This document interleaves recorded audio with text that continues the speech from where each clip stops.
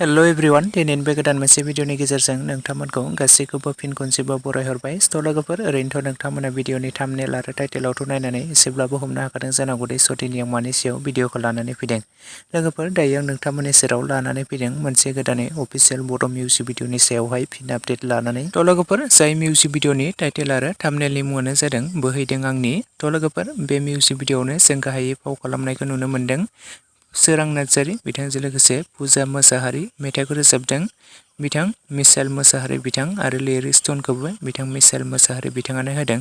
लोगोफोर नोंथांमोना बे मिउजिक भिडिअखौ सोरबाफोर नायालासिनो थादोंब्ला आर'नाइ बर' फिल्म प्रडाक्सन चेनेलावहाय बयबो थांनानै नायहैब्लानो जाबाय लोगोफोर। लोगोफोर बे मिउजिक भिडिअआ मोनसे सानबल'रि मुंनि आबुं बर' सावथुननि मिउजिक भिडिअ। लोगोफोर नोंथांमोना गोबाङानो नायदों जानांगौ बे आबुं बर' सावथुनखौ।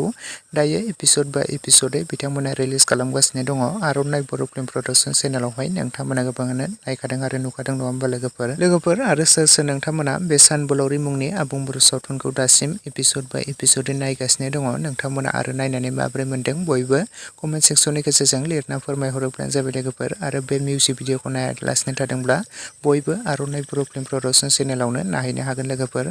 लोगोफोर लोगोसेनो दिनैनि सर्ट आपडेट भिडिअ बेखिनियावनो and thank you for watching. Next video थाबैनो लोगो मोनफिनगोन लोगोफोर। Okay bye bye and take care.